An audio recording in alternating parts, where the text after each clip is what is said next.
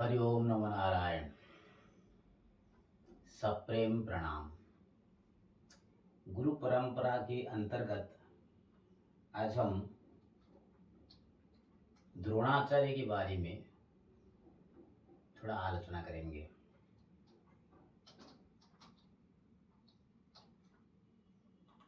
द्रोणाचार्य महाभारत में एक चर्चित चरित्र है। कदाचित एक नदी के किनारे अप्सरा घृता जी के साथ भरद्वाज जी के दर्शन हो जाता है। अप्सरा तो चली जाती है, लेकिन भरद्वाज की मन में उसके लिए जो भावना, कामुक भावना जागृत होता है, उसी के अंतर्गत क्या होता है कि भरद्वाज का वीर्यपात हो जाता है और वो एक द्रोणी में गिरता है। द्रोणी का मतलब पात्र। उसी पात्र से एक संतान पैदा होता है, उसका नाम होता है द्रोण। द्रोणी से जन्म होने के कारण तो द्रोण का कोई माता नहीं है, पिता से वो पैदा हुए हैं और द्रोणी से मतलब एक पात्र से। जाति ब्राह्मण, क्योंकि भरद्वाज तो ब्रह्मर्षि थे। अब भरद्वाज क्या करते हैं, क्योंकि उनका माता नहीं है, उसका भरण पोषण दायित्व बच्चा है, वो खुद ले जाते हैं। तो द्रोण का पहला शिक्षा पिताजी के आश्रम से ही होता है। द्रोण का पहला गुरु मतलब शास्त्र गुरु पिता भरद्वाज ही है। और उनके साथ उनके दोस्त वहां मिले, द्रुपद। तो माता ना होने के कारण जब तक वो बड़े ना हो जाते, व्रतोपनयन हो जाते, तो पिता के आश्रम पर रहे और वहां पढ़ाई भी किए।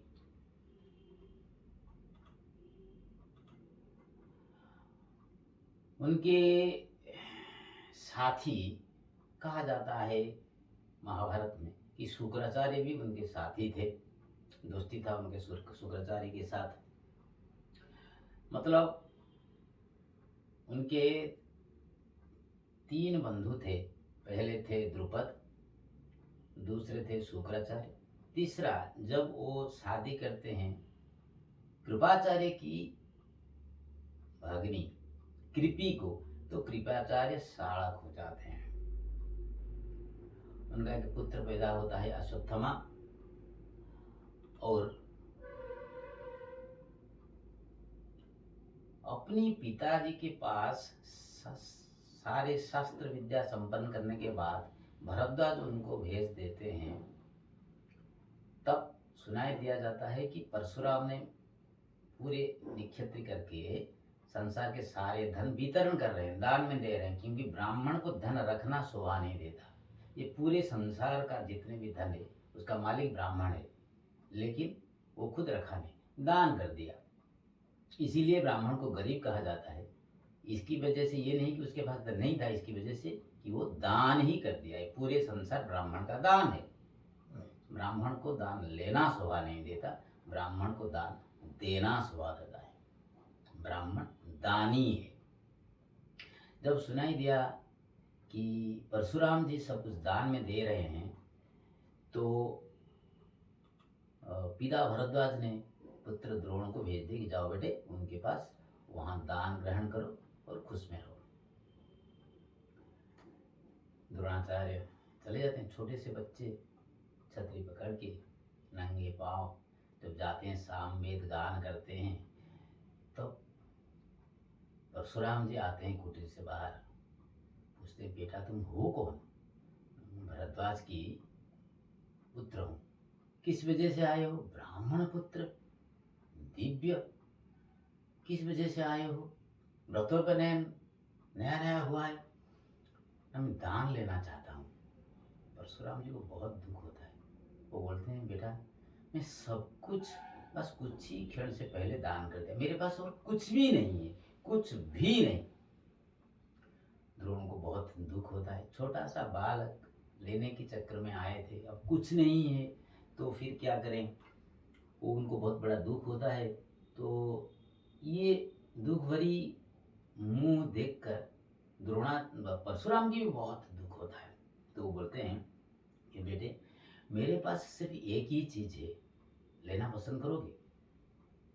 द्रोणाचार्य कुछ सोच विचार ना करके हाँ कर देते हैं। क्या चीज है, कैसा चीज है, लेना चाहिए नहीं लेना चाहिए, वो हाँ कर देते हैं। तो परशुराम जी कहते हैं, सारे संसार में, विश्व ब्रह्मांड में, ये सारे देवताओं के पास जितने भी शस्त्र विद्या है वो सब मेरे पास है, लेना चाहोगे? कुछ नहीं मिल रहा है, बालक है, हाँ कर दिए। तो परशुराम जी द्रोणाचार्य की माथे पर हाथ रखते और बोले, सारे शस्त्र विद्या तुम्हें अभी प्राप्त, तदंड प्राप्त हो जाए। तो परशुराम के पास वो शिक्षा नहीं की है, तदंड मिल गए सारे शस्त्र विद्या। पिताजी से शास्त्र विद्या, परशुराम जी से शस्त्र विद्या। द्रोण का दो गुरु हो गए, एक पिता भरद्वाज और एक परशुराम जी। एक से शास्त्र विद्या और दूसरी ब्रह्म विद्या और दूसरे से क्षात्र विद्या। गुरु द्रोण अब शादी कर ली, पुत्र पैदा हो गए, भरण पोषण के लिए अर्थ चाहिए। एक दिन अश्वत्थामा कहते हैं, दूध पीने के लिए उनके पास पैसे नहीं है। तो वो याद करते हैं कि जब वो पढ़ाई करते थे तब द्रुपद पढ़ाई करते थे, वो पांचाल की राजा बन चुके हैं। तब उनके बीच, गुरुकुल में उनके बीच एक बातचीत हुआ था कि जब कभी भी हम दोनों में कोई मुसीबत में आएगा तो दूसरा साहाय्य करेगा। तो द्रोणाचार्य जाते हैं द्रुपद के पास कि बंधु, मैं ऐसे परिस्थिति में हूँ, गरीब ब्राह्मण हूँ, शिक्षा दान करता हूँ, मेरे पास कुछ नहीं है, मुझे 2-4 गाय चाहिए, मेरे बच्चे दूध पिएंगे। द्रुपद हंसता है, तुम एक गरीब हो, मेरे दोस्त कैसे बन सकते हो? उपेक्षा करता है, कुछ नहीं देता, लौटा देता है, पहचानने के लिए भी इनकार कर देता है। द्रोणाचार्य को बहुत दुख होता है। समय क्रम से द्रोणाचार्य को भीष्म जी बुलाते हैं। द्रोणाचार्य कृपाचार्य कौरव राज्य में आते हैं, शिक्षा देते हैं। पांडव और कौरव को गुरु दक्षिणा के हिसाब से द्रोणाचार्य वो मांगते हैं कि द्रुपद को बंदी बनाकर मेरे पास लाओ। पहले दुर्योधन जाता है, परास्त हो जाता है, बाद में अर्जुन जाता है और बंदी बनाकर ले आता है। अब द्रुपद का राज्य, क्योंकि वो परास्त है, द्रोणाचार्य की हो जाता है। और द्रोणाचार्य कहते हैं, मैं बंधु तो नहीं भूला, ये पूरा राज्य तो मेरा हो गया, लेकिन मैं बंधु तो नहीं भूला, इसलिए मैं आधा राज्य तुमको देता हूँ, आधा राज्य मेरा है। वो आधा राज्य में अश्वत्थामा को राज करने के लिए छोड़ देते हैं। ये बात द्रुपद को सहन नहीं हुई, समय बहता गया। बाद में द्रुपद ने एक बहुत बड़ा यज्ञ किया। उस यज्ञ का उद्देश्य ये था कि उस यज्ञ से एक ऐसा पुत्र उत्पन्न हो जो द्रोणाचार्य को मार सके, क्योंकि द्रोणाचार्य को हराने के लिए द्रुपद के पास शक्ति नहीं था। धृष्टद्युम्न पैदा होता है, बाद में धृष्टद्युम्न कुरुक्षेत्र में द्रोणाचार्य को 15वां दिन शिरच्छेदन करके मार देता है। अब द्रोणाचार्य के चरित्र में हम कुछ गुण और कुछ अवगुण भी देखेंगे। द्रोणाचार्य माता ना हुए भी जन्म लिए, उनकी माता नहीं है, अद्भुत कांड। उनके वो शिष्य नहीं बने परशुराम जी की, सारे क्षात्र शस्त्र विद्या उनके हो गए, ये भी अद्भुत। क्षत्रिय ना होकर भी क्षत्र विद्या विशारद, मतलब एक आदमी जो ब्रह्म विद्या विशारद, क्षत्र विद्या विशारद, पूरे कुरुक्षेत्र की युद्ध में देखिए वो अकेले थे जिनको परास्त करना असंभव था, क्योंकि वो क्षत्र विद्या विशारद थे। अगर वो कहीं क्षत्र विद्या से पीछे हट जाते तो ब्रह्म विद्या प्रयोग करके भी किसी को अभिशाप देकर परास्त कर सकते थे। उनका धृष्टद्युम्न मृत्यु का कारण है, उनको पता है, यज्ञ से धृष्टद्युम्न पैदा हुआ है ये भी पता है। फिर भी जब द्रुपद उनके पास भेजते हैं धृष्टद्युम्न को पढ़ाने के लिए, बेहिचकिचाहट हुए, बिल्कुल कोई भी वाक्य विनिमय ना करते हुए, द्वेष ना करते हुए सारे शस्त्र विद्या धृष्टद्युम्न को दिए। मतलब धृष्टद्युम्न उनके शिष्य थे, ये जानते हुए कि ये मुझे भविष्य में मारेगा। ब्रह्मास्त्र अपने पुत्र अश्वत्थामा को उन्होंने प्रदान किए, अर्जुन को प्रदान किए, लेकिन उनकी महानता देखिए, क्योंकि अश्वत्थामा के पास उतना ही साधन नहीं था, उतना ही तपस्या नहीं था, इसलिए और उपसंहार की विद्या अर्जुन को दिए, अश्वत्थामा को नहीं मिला। वो थे गुरु, उनकी मर्जी, वो शिष्य के कल्याणकारी होते हैं। कारण ना होते हुए भी वो कुरुक्षेत्र में कौरव के पक्ष में लड़ते रहे और जीवन भी दे दिए। अब ये है उनके गुण। अवगुण की बारी में थोड़ा अभी वर्णन करते हैं।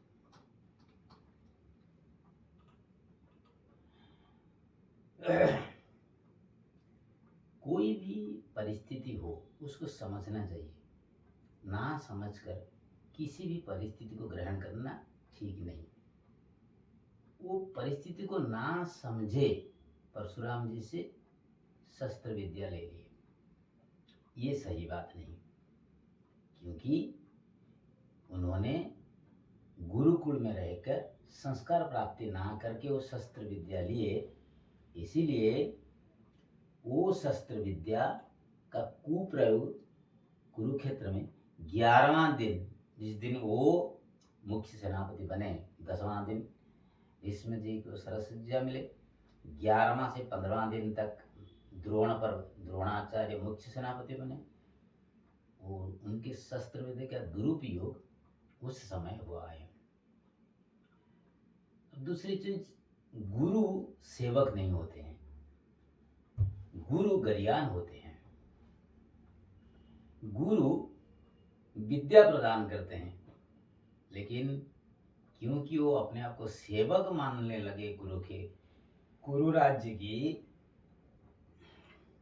इसीलिए उनकी उपस्थिति में राज्यसभा में द्रौपदी को उल्लंघ कर दिया गया, लेकिन वो मौन रहे। वो चाहते तो उसको बंद कर सकते थे, क्योंकि वो गुरु थे, वो आदेश दे सकते थे, अभिशाप दे सकते थे, उन्होंने ऐसा नहीं किया, ये सही नहीं है। दुर्योधन का यदु गृह बनाने से दुर्योधन का कपटपाशा, ये सब द्रोणाचार्य ने देखे।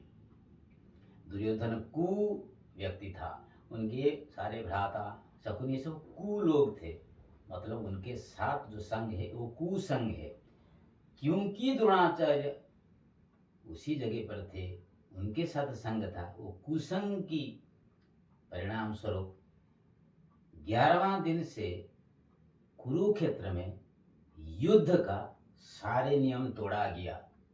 अब कोई नियम नहीं रहा, रात को भी युद्ध चला, रथी के साथ पदाधिक की युद्ध हुआ, एक के साथ अनेक का युद्ध हुआ, सारे नियम भंग हो गए जब द्रोणाचार्य जी सेनापतित्व ले लिए। अधर्म वित्त, धन और अन्न, ये आदमी को धार्मिक नहीं बनाता है, उत्तम सोचन नहीं देता है।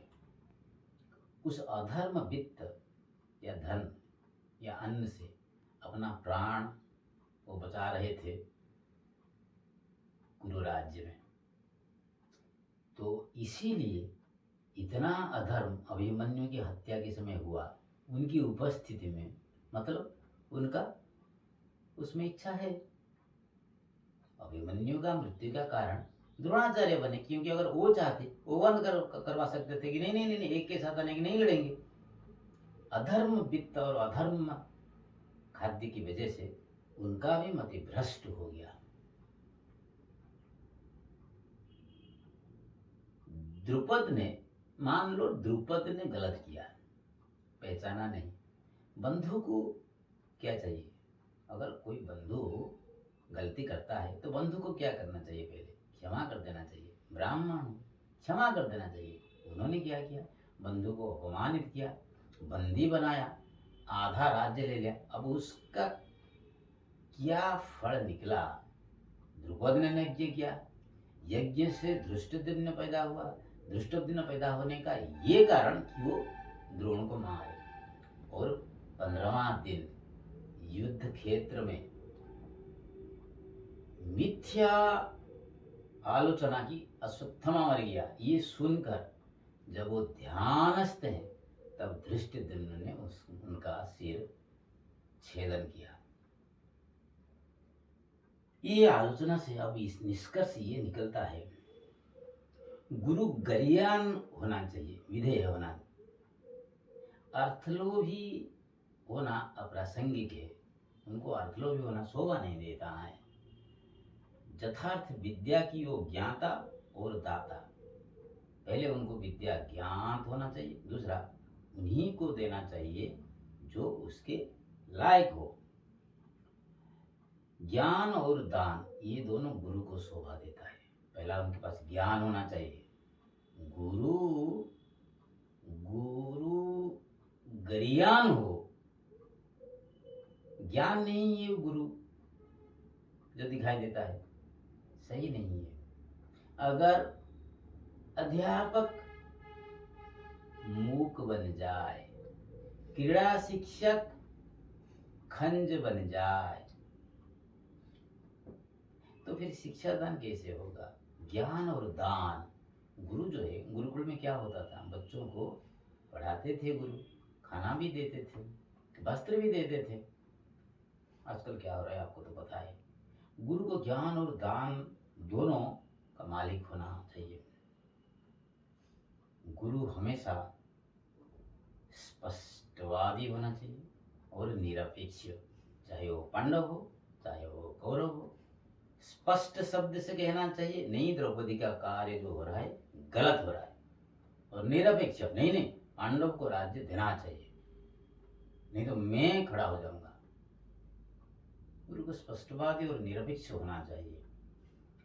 सबसे ऊंची बात, अहम बात, गुरु ईश्वर विश्वासी होना चाहिए, अर्थ विश्वासी नहीं, ईश्वर विश्वासी। जो गुरु अर्थ विश्वासी है वो गुरु नहीं है, वो गधा है।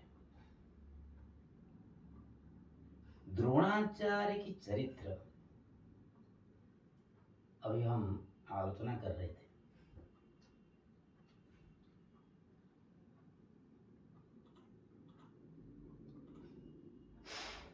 क्या हम ये बता सकते हैं, हम मान लीजिए मैं वास्तव में गुरु में हूं या नहीं? मैं गुरु हूं मतलब ज्ञानी हूं, दानी हूं, या एक अर्थगृध्न प्राणी? अगर गुरु अर्थगृध्न बन जाए तो फिर वो पशु बन जाता है। मैं ज्ञान दान करने वाला मानव यानी गुरु हूं, या अर्थगृध्न अज्ञान असूर्यपूर्ण सोचन रखने वाला, अर्थ के पीछे भागने वाला, हमेशा अर्थ अर्थ अर्थ अर्थ, किससे ले जाऊं, कैसे ले जाऊं, इससे ले जाऊं, यहाँ से ले जाऊं, उससे ले जाऊं, अगेटा कर लूं, जमीन खरीद कर लूं, ये खरीद कर लूं, वो खरीद कर लूं। अर्थगृध्न पशु क्या हूं? ये चिंतन अब होना चाहिए, क्योंकि समाज धीरे धीरे नीचे जा रहा है, क्योंकि गुरु आजकल नहीं मिलते हैं। आप लोगों की राय, आप लोगों के विचार इस बारे में क्या है? आप सोचिए, मैं सोचता हूँ शायद मैं मानव नहीं बना हूँ। प्रार्थना करता हूँ ईश्वर से, गुरु गोविंद से, कि वो मुझे मानव बनाए, ज्ञान और दान की बुद्धि मेरे दिमाग में दे, और मैं पशु से धीरे धीरे मानव